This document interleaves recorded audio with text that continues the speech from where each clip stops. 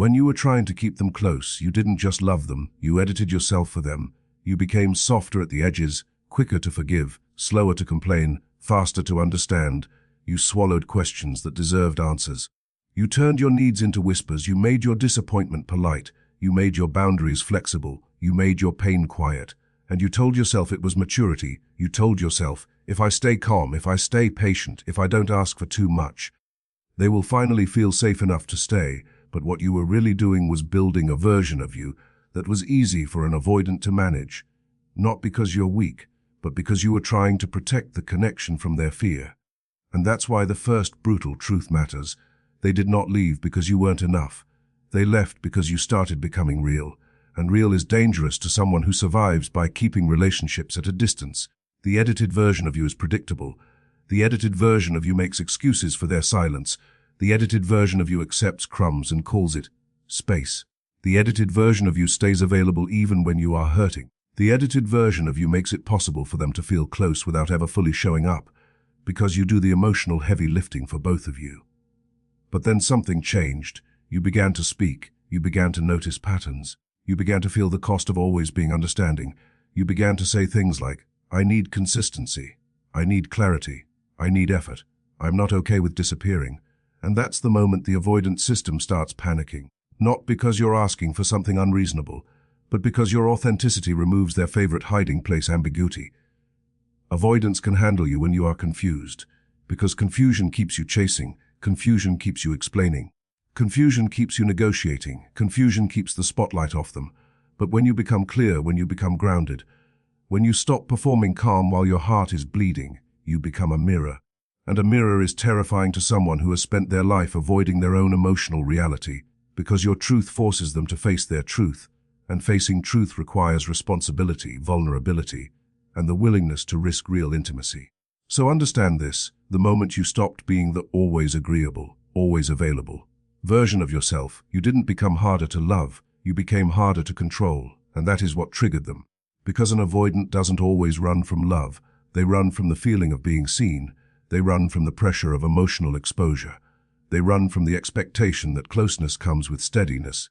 And when you show up as the full version of you, the one with needs, standards, boundaries, and self-respect, their nervous system interprets that as danger, not because you are dangerous, but because closeness has always been linked to fear in their body. This is why you must stop taking their withdrawal as a measurement of your worth. Their leaving is not proof you are unlovable. It is proof they do not have the internal capacity, yet, to hold the level of emotional honesty you are bringing to the table. And look how twisted this is. The very qualities that make you a high-value partner, your depth, your loyalty, your emotional intelligence, your willingness to talk things through, your ability to attach and build, are the same qualities that can trigger an avoidant into flight, because those qualities make the relationship real, and real means consequences. Think about it. As long as you are edited, they could keep you in a box. They're the one who cares more. They'll always be there. They won't leave. They'll understand. And that story is comfortable, because it allows them to stay half in and half out without confronting what that says about them. But the moment you show up unedited, that story breaks, because now you're not just a source of comfort, you're a person with expectations, and expectations require choice. Either they step up, or they face loss. And here is the part that will change how you move from this point forward. When an avoidant leaves after you become real, it can feel like punishment. It can feel like, the moment I asked for more, they abandoned me. And your brain will try to learn the wrong lesson. It will try to teach you, never ask again, never need again, never speak up again. But that lesson will destroy you, because it trains you to betray yourself for love. And love that requires self-betrayal is not love, it is survival dressed up like romance. So what do you do with this truth? You stop begging to be loved by someone who only feels safe when you are smaller. You stop auditioning for basic effort. You stop proving you are easy. And you start recognizing the difference between being understanding and being erased. You can have compassion for their fear without sacrificing your self-respect. You can see their wounds without volunteering to be wounded, because the goal is not to become the edited version again. The goal is to become so solid in who you are that anyone who cannot meet the real you no longer gets access to you. And if they ever come back, remember this: the test is not their words, it is whether they can stay present when you are fully yourself, whether they can hold eye contact with your truth, whether they can respond to a boundary without turning it into rejection, whether they can face intimacy without running. Because the right relationship does not require you to disappear to keep someone comfortable.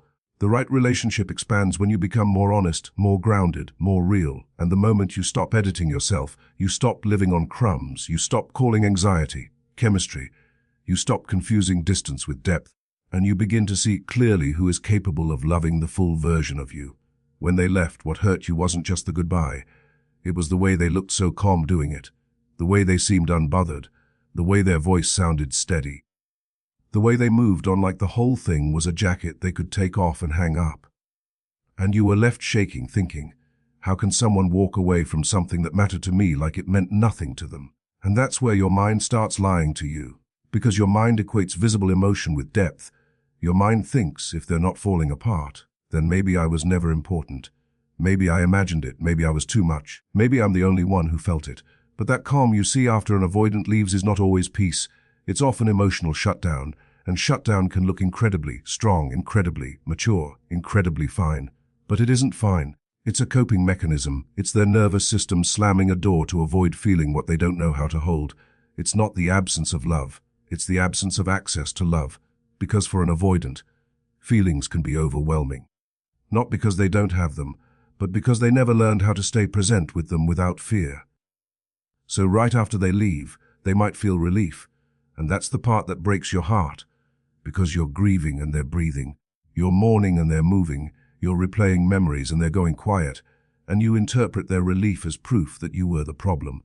But listen carefully. Relief is not always joy. Relief is often the sensation of pressure being released. Pressure to communicate, pressure to commit, pressure to be consistent, pressure to be seen.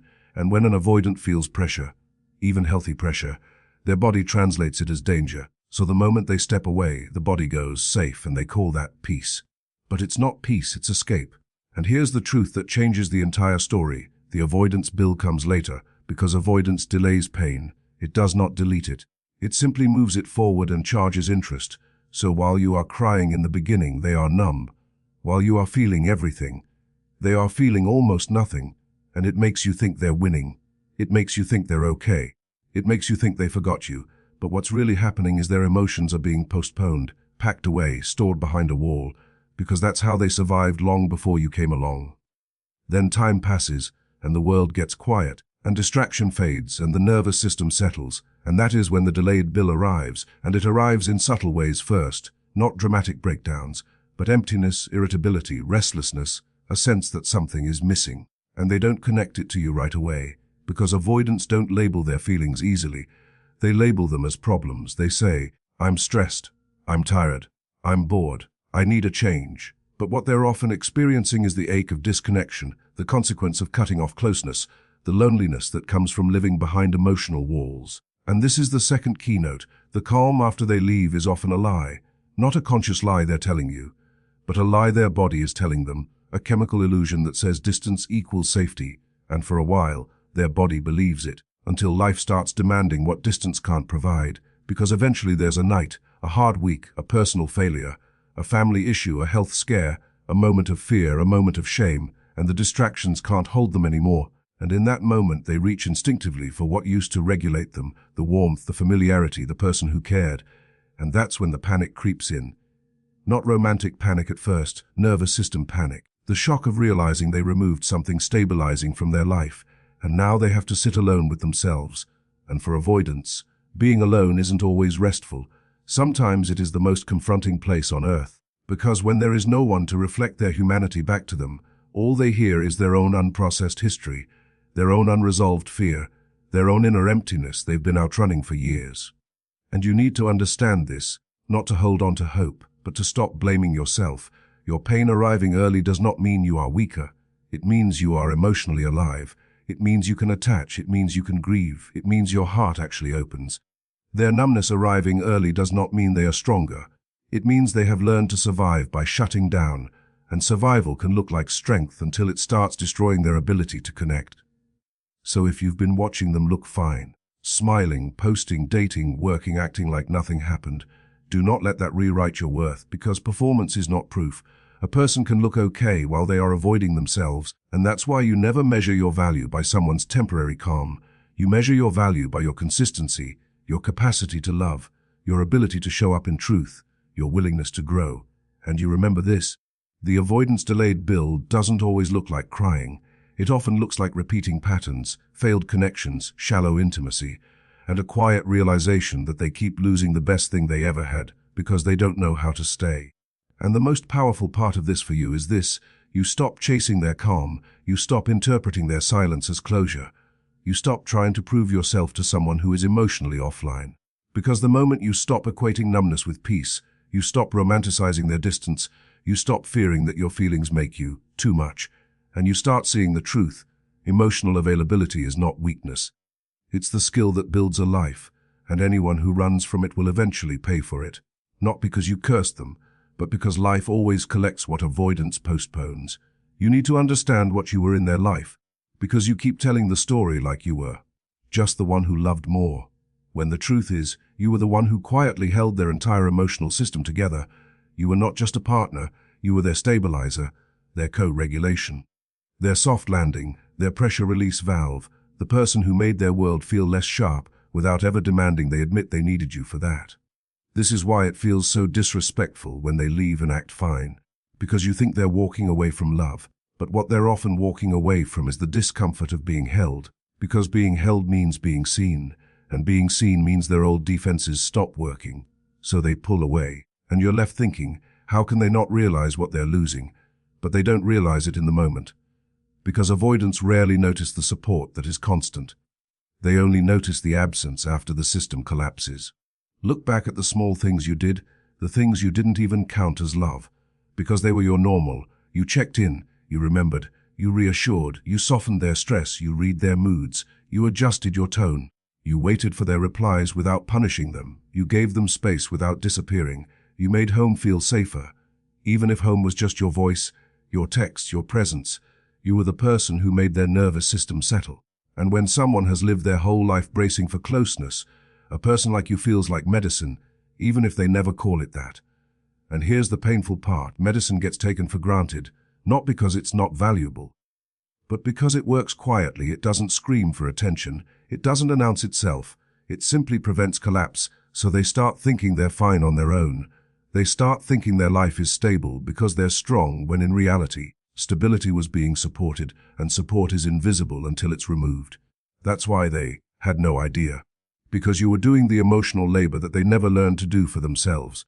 You were giving them something they didn't know how to create internally: a sense of steadiness, a sense of being cared for without being chased, a sense of being accepted without being exposed. And your love was not just affection, it was regulation. It was the thing that helped their stress come down, helped their shame not swallow them, helped their loneliness not turn into numbness. You were the human place their system could rest against. So when they leave, at first it can look like nothing happens, because the body doesn't crash immediately when the stabilizer is gone. It keeps running on momentum, it keeps running on distraction, it keeps running on ego, it keeps running on the story: I'm better off. But then life tests them, and this is where the hidden stabilizer becomes obvious. Because now there's no one absorbing their emotional spikes, no one smoothing their rough edges, no one reminding them they're not alone, no one translating their overwhelm into something manageable. And the consequences don't always show up like tears. Sometimes it shows up as their life getting messier, their sleep gets worse, their patience gets thinner, their focus breaks, their relationships feel emptier, their home feels colder, their confidence becomes louder but weaker. They chase stimulation, they pick fights, they detach, they scroll, they flirt, they work more, they stay busy. Because busy is the easiest way to avoid the feeling of being unsupported. But deep down they start noticing something. The world doesn't feel as steady as it used to, and they don't know why. Because the truth is, you were doing something sacred. You were giving them a relational anchor, and an anchor is not glamorous, an anchor is heavy, an anchor is quiet, an anchor is consistent, and an avoidant often confuses quiet consistency with nothing until it's gone. And then suddenly everything feels unmoored, and they start replaying you, not always because they suddenly become romantic, but because their system remembers you were the place where their chaos came down. This is why you must be careful not to make their lack of appreciation turn you into a smaller person, because what you gave was real, and it mattered, even if they didn't name it. But you also need to face the hard truth. You being someone's stabilizer can become a trap, because when you are the regulator, You start accepting imbalance as love. You start thinking, if I just stay calm enough, kind enough, patient enough, they'll finally settle. But what happens is you become the emotional thermostat for a house you don't own. You keep adjusting yourself so they can stay comfortable, while your own nervous system is burning out. So the most powerful shift is this. You stop offering regulation to someone who refuses to learn self-regulation. You stop being the silent support behind a life that treats you like an option. You stop giving anchor energy to someone who keeps acting like they can float forever. Because you weren't just a person they dated. You were the part of their life that made consequences softer. You were the buffer between them and their own emotional reality. And when you remove that buffer, reality finally gets loud enough to be heard. And if they ever come back, don't let nostalgia trick you. Don't let them reach for your soothing like it's a refill. Because if they truly understand what they lost, they won't just say they miss you. They will show they can hold themselves. They will show they can meet you with steadiness. They will show they can build instead of consume, because you are not here to be someone's emotional life support, while they call it independence. You are here to be met, to be valued, to be chosen with the same consistency you were giving away for free. The reason it feels so confusing when an avoidant leaves is because the ruin you imagine happens like a thunderstorm, loud, immediate, obvious. But what actually happens is more like a slow leak in a tire. They keep driving, they keep smiling, they keep acting fine. And then one day they look up and realize they've been running on empty for a long time. That's why you can't judge their inner reality by the first few weeks after the breakup.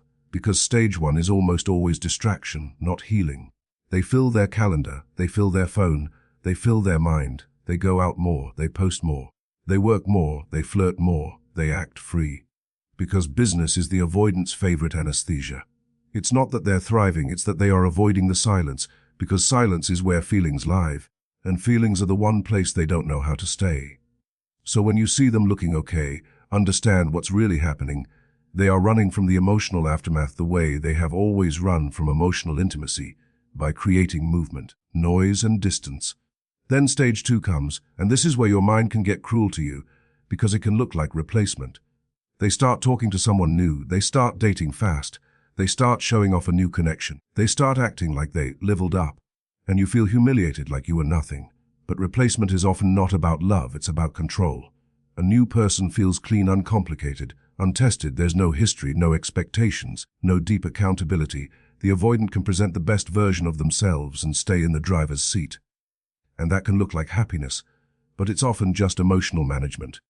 The new person doesn't know the patterns yet. The new person hasn't asked for consistency yet. The new person hasn't triggered the old wounds yet. So the avoidant feels safe, and they mistake safety for compatibility. But safety built on distance is fragile, because it depends on never getting too close, and closeness always arrives eventually, because real relationships always move toward vulnerability, toward routine, toward being known.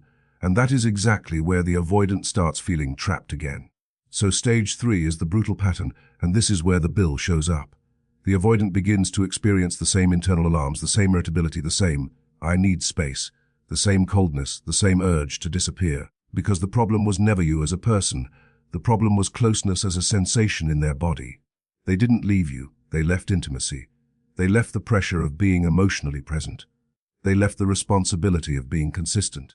They left the mirror that reflected their inconsistency back to them. And now that mirror follows them, because the relationship changed but the attachment style didn't. They start getting complaints again. They start feeling misunderstood again. They start feeling smothered.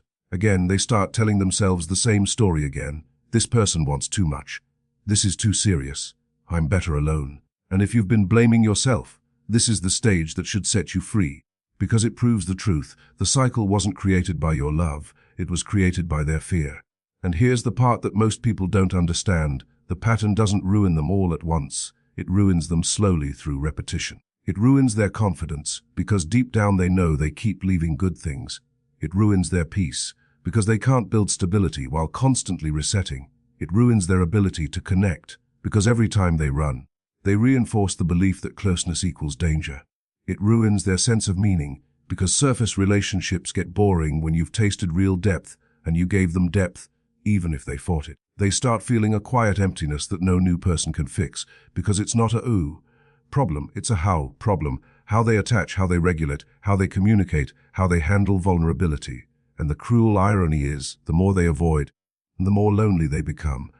And the more lonely they become, the more they crave connection. And the more they crave connection, the more panic they feel when it's actually offered. So they keep oscillating between hunger and fear like a door that can't stay open. This is why the ruin can show up as restlessness, impulsive decisions, sudden career shifts, emotional numbness, endless scrolling, short-lived dating highs. A constant need for novelty, because novelty doesn't ask them to be accountable. Consistency does. Love does. And the moment the avoidant realizes the pattern is following them, something inside them starts cracking, not because they suddenly become romantic, but because they start seeing the cost of their own coping.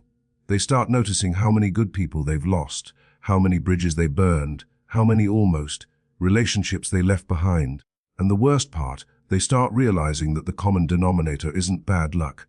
It's them running when it gets real. And if you're listening to this hoping that means they will come back, I want you to hold a higher standard than hope. Because some avoidants will feel the consequences and still refuse to change. They'll keep moving from person to person, story to story, distraction to distraction. But some will hit a moment where the pattern becomes undeniable. And that moment is rarely dramatic, it's often quiet. It's the night they feel lonely in a room full of people. It's the moment they realize nobody knows them the way you did. It's the moment they recognize they don't just miss you. They miss what your presence forced them to face about themselves.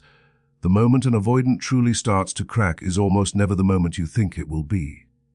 It isn't when you finally say the perfect sentence. It isn't when you cry hard enough for them to feel guilty.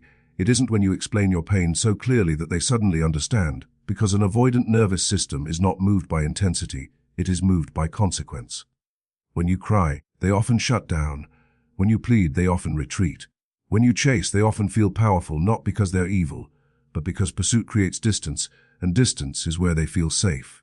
So the more emotional you get, the more they can tell themselves a story that protects them. This is too much. I can't deal with this. They're overwhelming. And that story lets them run without looking at what they are doing. But when you stop being available to absorb the consequences of their choices, something inside them loses its balance. Because for a long time, whether you knew it or not, you were the shock absorber. They could cancel plans, and you'd understand. They could go cold, and you'd wait. They could disappear, and you'd still be there when they returned. They could say something hurtful, and you'd smooth it over. They could do the minimum, and you'd make it feel like enough. You weren't just loving them. You were protecting them from the full impact of how they love. And that's why they never felt the urgency to change, because the relationship kept functioning on your emotional labor. So the exact moment they crack is when the system they relied on stops working, the system being you. Not your body, your nervous system, your forgiveness, your availability, your instant reply, your constant emotional access, your willingness to give them one more chance, your habit of explaining them to themselves. The moment you stop doing that, it creates a silence they can't manage with the old tricks. Because now, when they pull away, there is no guaranteed return to comfort. When they test you, there is no automatic reassurance. When they try to reset the relationship with a casual message, they don't get immediate warmth. They get distance or boundaries or calm firmness. And that is when their control collapses, because avoidant control is often built on one assumption, that you will keep the door open. This is why the crack doesn't look like love at first. It often looks like agitation. They become restless. They start checking your online presence. They start hovering around your life. They send something random, something safe, something that doesn't risk rejection. Hey, hope you're okay. Just thinking about you. Because they're not trying to repair the relationship yet. They're trying to restore access. They want to know, do I still have a place there?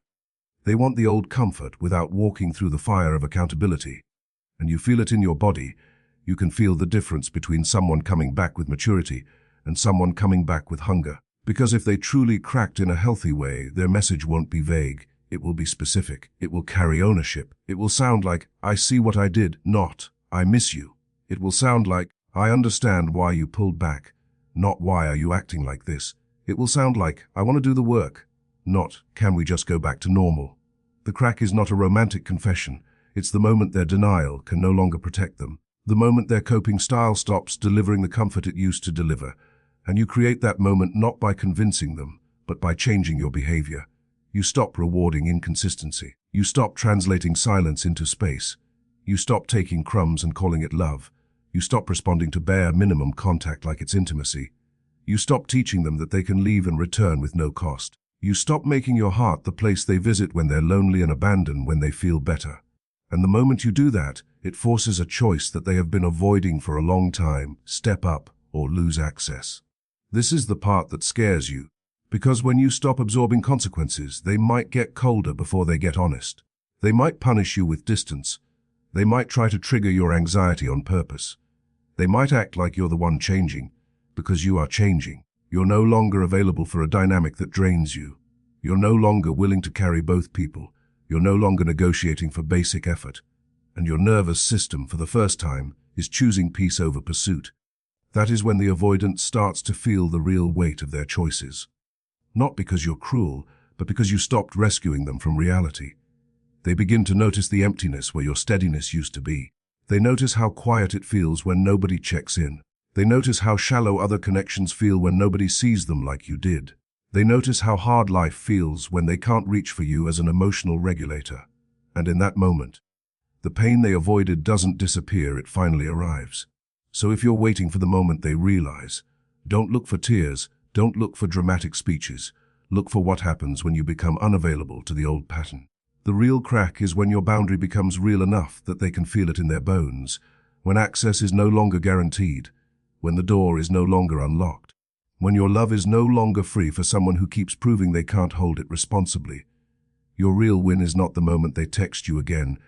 It's not the moment they suddenly miss you. It's not the moment they finally realize, because that kind of win still keeps your power in their hands. It still makes your peace dependent on their mood, their timing, their fear, their readiness. And if you've ever loved an avoidant, you already know what that does to your nervous system. It trains you to live on alert, to live on crumbs, to live on guesses, to live on the hope that today might be the day they choose you fully. But closure is not something someone gives you. Closure is something you create when you stop volunteering for half love. And half love is the most dangerous kind, because it looks like love sometimes, it feels like love in flashes, it sounds like love in late night conversations. It even tastes like love in those rare moments when they are soft, vulnerable, and present, and then it disappears, and you spend weeks trying to get back to that one version of them that showed up for 10 minutes, and you call it deep, you call it special, you call it rare, when what it really is intermittent reinforcement, and it is one of the most addictive emotional traps in the world. So the sixth keynote is this: the highest form of closure is you no longer needing them to come back in order to feel whole. And the way you get there is not by shutting your heart down, it's by upgrading your standards so high that your heart becomes protected by clarity. Because when you are moved by longing, you will accept anything that temporarily reduces the ache. You will accept a vague message. You will accept an apology with no change. You will accept a "I've been thinking about you" with no accountability. You will accept access without commitment, and you'll call it progress when it's actually the old pattern wearing new clothes. Being moved by evidence changes everything. Evidence doesn't argue with you. Evidence doesn't charm you. Evidence doesn't trigger your nostalgia. Evidence is simple. Evidence is consistency. Evidence is effort that stays present on hard days. Evidence is communication that doesn't vanish when emotions rise. Evidence is someone who can hold your boundary without punishing you for it. Evidence is someone who can hear the word no and still treat you with respect. Evidence is someone who doesn't make you earn basic reassurance like you're in a competition. Evidence is someone whose actions match their words even when it costs them comfort. And this is where your power comes back, because the moment you choose evidence over longing, you stop negotiating with the part of yourself that is afraid to be alone. You stop making deals with your pain. You stop lowering the bar just to keep a connection alive. You stop calling anxiety chemistry. You stop calling silence space. You stop calling inconsistency confusion. You stop calling breadcrumbing hope. And you start calling it what it is: an emotional dynamic that leaves you smaller. Becoming unreachable to half love doesn't mean you become cold. It means you become clear. It means you stop being available for relationships that require you to betray yourself. It means you stop answering messages that disrespect your healing. It means you stop reopening doors that were only ever used as exits. It means you stop treating someone's return as a miracle when it's just a reset.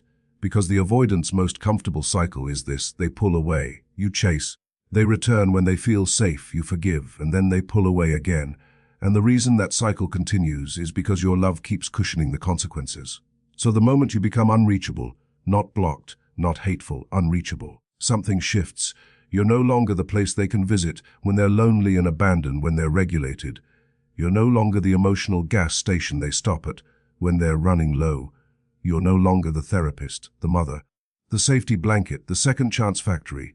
You become a person with a life that requires reciprocity, and that is deeply confronting to anyone who is used to love being available without responsibility.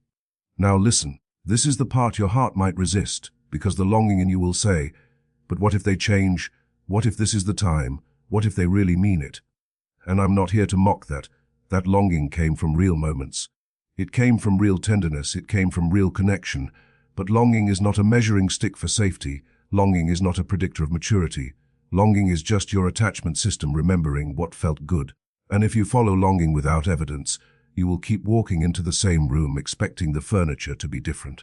So your job is to become the kind of person who can feel love and still choose wisely. The kind of person who can miss someone and still maintain boundaries. The kind of person who can remember the good and still not erase the bad. The kind of person who can say, I care about you, and I require consistency. The kind of person who can say, I understand your fear, and I will not build my life around it. The kind of person who can say, I'm not angry, I'm just unavailable for anything that costs me my peace. And when you live like that, something incredible happens. You stop trying to be chosen, and you start choosing. You choose relationships that don't require you to prove your worth. You choose love that doesn't disappear. You choose people who are emotionally present. You choose clarity over chaos. And whether the avoidant ever returns or not, you have already won. Because the win was never their regret. The win was your freedom. The win was your nervous system finally exiling. The win was you becoming so grounded that you no longer confuse attention with commitment. And you no longer hand your heart to anyone who can't hold it with both hands.